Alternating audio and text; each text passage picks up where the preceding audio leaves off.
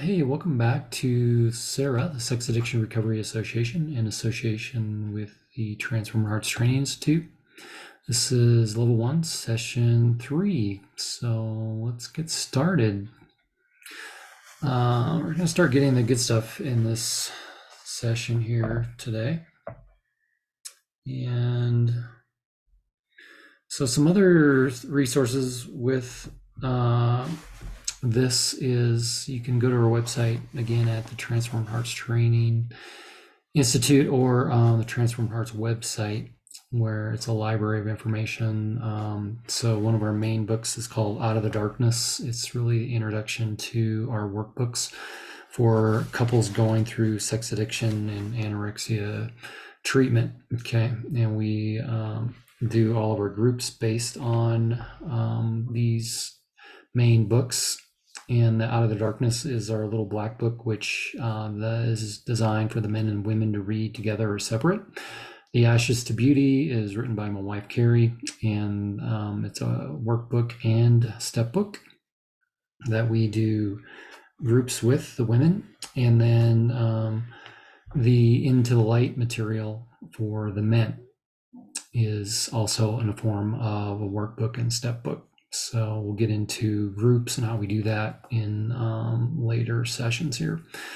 The other good book, which we covered last session on the addiction to being offended, is a book titled Offended, Deceived, Addicted. And it's basically the heart of, where does the spirit of offense, resentment come from? So I've noticed a lot of people that have read the book either love it, read it again, or people hate it and don't finish it. There's really no in between because it is a very compact book with a lot of content. Not very big, but just concentrated information. On our website to date, we have over 230 blogs on numerous topics on, again, sex addiction, anorexia, codependency, fear, shame, grief, forgiveness, communication styles, and how to help couples and individuals communicate better, anxiety, depression, gaslighting, betrayal trauma, alcohol, narcissism, borderline personality disorders, thought disorders, and again, the assessments. These assessments aren't only for adults. There is a teen one for young men and women struggling with pornography, lust, lying, hiding addictions. So check those out. Videos, we have dozens of videos about our assessments, as well as intensives, Q&A about topics like the polygraph and boundaries, general tips and tricks on topics of all sorts. So take advantage of those if you want to learn more. All right, getting into the good stuff here. So building on the last two sessions, this is going to be understanding the victimized women shame men model. Okay, and I titled this Danger Ahead. Okay, this model is dangerous and it does not work and it keeps couples perpetually stuck. Okay, and I have worked with couples 10, 20 years in recovery, disclosure 10, 20 years later, just as unhealthy, codependent, their sick system as much as intact as ever. And because what the victimized women shame men model does is it gets quick short-term results but creates long-term consequences. Okay, it encourages and reinforces women to stay in and recall the trauma, okay, over and over and over again. I'm a big Dr. Joe Dispenza fan. I'll be talking more about his resources, but his science has affirmed what we teach in this training and in our practice. Okay, that addiction to being offended, the addiction to negative emotions. Okay, and when the autonomic nervous system, which I'll get into more later, keeps being reinforced by her and him by recalling the trauma over and over and over again, they will stay stuck. Okay. And I've blogged about betrayal trauma. Many don't understand the origin of it, and there's 4 different types. And you can check out the blogs on betrayal trauma. Okay, there's things you need to understand, a little different perspective. So again, it keeps women stuck in that victim, as angry, blaming, focused on. If you didn't, I would not have to blank. Okay, if you didn't, I wouldn't have to. If you would be, I would be. Okay, that tit for tat stuff. Okay, it increases relapse potential, as shame is the fuel that feeds the addiction. For him, it creates resentments, offenses, and unforgiveness, and it perpetuates the codependency in the couple's relationship. And I'm not blaming women; it's not their fault. It's just bad models out there. Okay. And I don't want to keep the women victimized. I'm the father of 4 daughters. I want to empower women. Okay. And generally the trauma, the betrayal happened for a moment of time, and groups that continue to recall that over and over and over again is not helpful. And I believe within 6 months to a year, there should be tremendous healing, forgiveness from that. And not to say another few years, that's not going to keep coming up and having to work through that, but it's just not helpful. Okay, so let's get into this. So what do I mean by victim? Okay, this is what I put together, and in our upper level trainings, you'll have access to some of these handouts, these PDFs. So the victim cycle, here it is. So we're going to start with at the top here, letter A, and what I call negative, or what's called it's a negative activating event, what you see or hear. Generally, all activating events are going to be what you see or hear. It can be your other senses as taste, touch, smell, sound. And those of you trained in CBT, cognitive behavioral theory or therapy, should be catching on to this pretty quick. For some of you, it's going to be brand new. Okay. And so if you have an activating event that's negative, I hear or see something negative, that's going to create a negative thought, okay, which leads to offended thinking, okay, which leads to a negative feeling of hurt, fear, anger, betrayal, jealousy, whatever, which leads to a negative behavior, okay. So I say or do something negative in response to what I just heard or saw that person do, okay. We get into I'm right, they're wrong thinking. Okay, they need to change. My partner, the institution, I've been treating unfairly. Okay, why are they not changing? We get into resentment, bitterness, anger. Okay, last session we talked about offense. That's how this all occurs. I call this the toilet bowl flushing effect. Okay, it's also called the hydraulic when you're doing whitewater rafting out here in Colorado. You get sucked down and you can't get pulled back up. Okay, now when we're in this, it creates scarcity mindedness, meaning not enough for me. Heart goes to war or is at war. I get self-focused, fear, and separation, and this is the egoic state. Okay, so each session, we're going to continue to build on the previous session. Okay, it's all connected. Victim cycle. And this is a macro view. We'll get into the micro here in a few minutes. All right, victor cycle. Okay. Still, the activating event is negative. I see or I heard somebody say something negative. Okay, or I'm driving, somebody cut me off. Okay, road rage. This time I'm going to think whatever that person did, I'm going to keep my thoughts positive. Okay, you know what? I'm not offended. Okay, I don't have to be in that state. Okay, which is going to create me to think more positive, which leads me to feel more positive. Okay, I can be kind, loving, compassionate, get into positive behavior. And it's not about right or wrong. It goes back to that wise or foolish principle we talked about in session 1. Okay, it's about wise or foolish. I need to change. Why am I not changing? Now I can get into understanding, compassion, and love. Okay.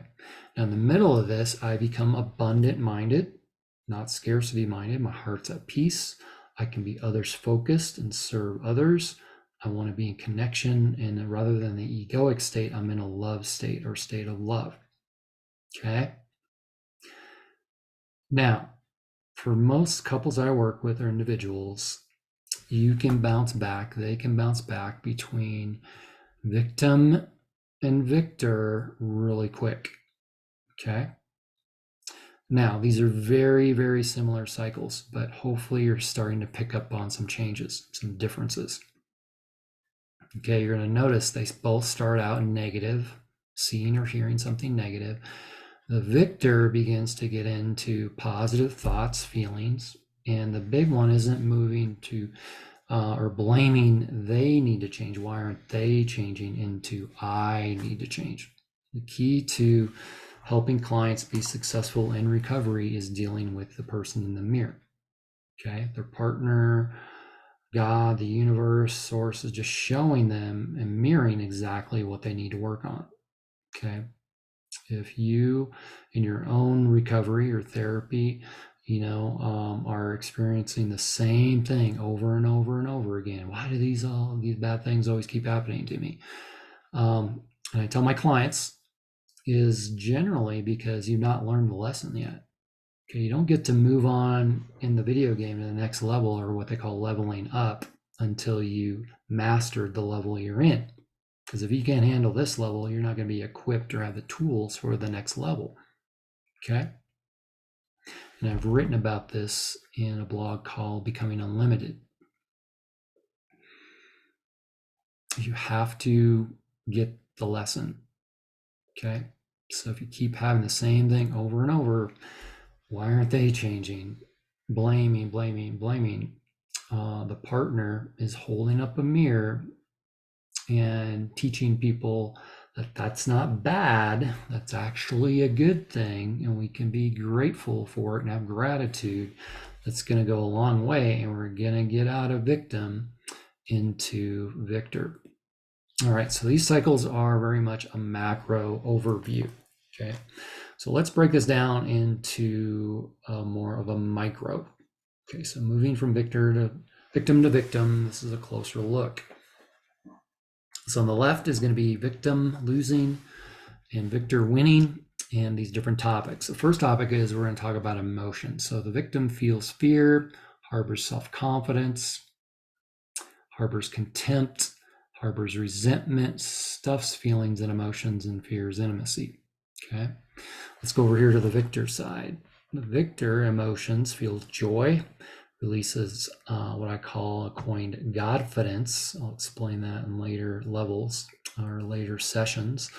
Releases admiration of others, releases affection towards others, shares feelings and emotions, and embraces intimacy. Okay, so this is another handout I give clients, and an assessment, if you will, during therapy or the intensive process that we do, is I'll have them go through this, and it's homework that's due the next day in the intensive. I'll have them write on this. Okay, more often than not, do I feel fear or I feel joy in any given day or week? So more than half the time. And they'll circle one, the left or the right. And they'll go through all these that I'm about to show you, and then they score themselves. And are you 80% of the time on the left or 20% on the right? Okay. Is it 50-50? Okay. And I love about this is that it shows them where they are and where specifically what victor winning looks like, being healthier. All right, next slide. Moving from victim to victor, again, now we're looking at heart, the heart. So left again, victim losing, right, victor winning. So heart that is entitled as compared to a heart that is thankful, has gratitude. A heart at war versus a heart at peace. A heart that is closed versus a heart that is open, takes in love but cannot release it. Okay, receives love and can release it. Stubborn heart, teachable heart. Okay, you're going to notice this ties in as we get into understanding anorexia. Those of you trained and know about personality disorders, especially borderline and narcissistic personality disorders, will generally answer the left side of this. All right, next one, behaviors.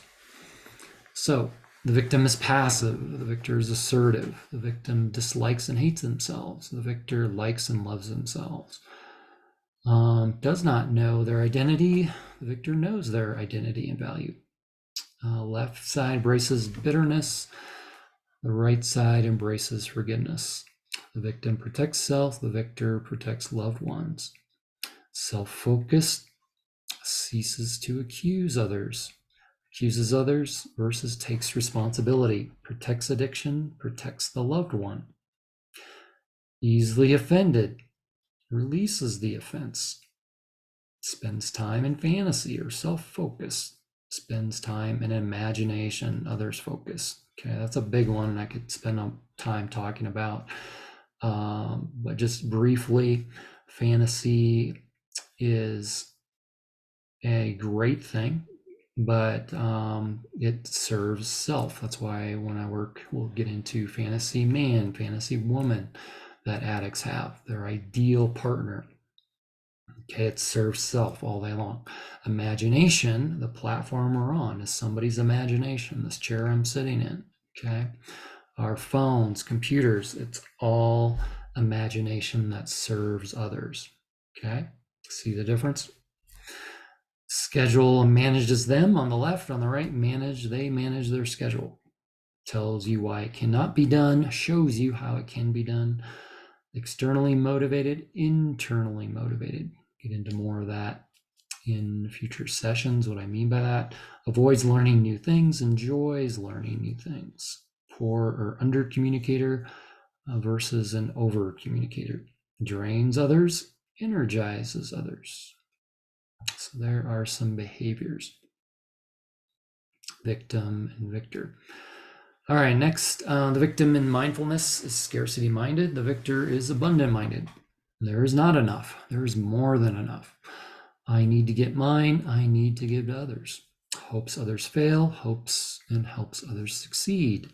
Needs others to be bad, to, if you will, be good, to see themselves as good. Knows that they are good, and so are others. Service to self, service to others. All right, next slide. Victim in beliefs or rules that they follow. And yes, you can get addicted to your beliefs or rules. So the victim believes that they are the problem. The victor believes they are the solution to their own problems. Victim believes secrets keep them safe. The victor knows secrets make them sick. I am loved for what I do. I am loved for who I am. That's a big one. Jesus, God, source, creator will deliver me. I will own my poor choices. God is in control. I have been given free will to choose. All right. Spirituality, faith. The victim is spiritually closed, spiritually weak versus spiritually open or strong. Complains about God, higher power source. Gratitude towards God, higher power source. Shame-based theology, freedom-based. Okay. What I mean by that is, you're a sinner, good.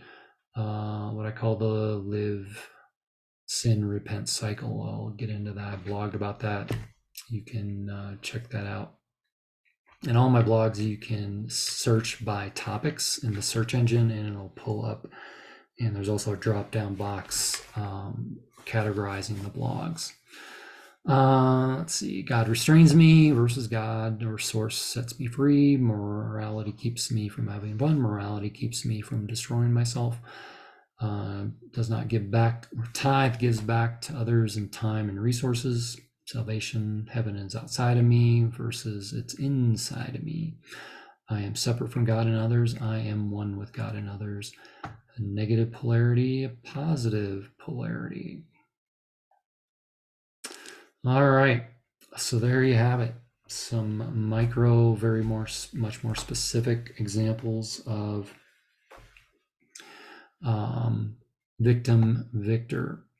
Okay, so you have your client go through these, and as you're going through these, where do you land? Are you more left or right? Okay, it's nothing to shame you, just kind of to quantify a little bit where you're at, and what do you want to do about that? Do you want to change that? Okay, is it causing you a problem? Maybe it is, maybe it isn't. Maybe you're 80, 90% of the time on the right of this. Great, you're ahead of the curve. All right, that's all I have for now. We'll see you in the next session, session 4. Thanks for being here today. Thank you for your time. Hope you're learning some things, taking some notes, and we'll see you soon.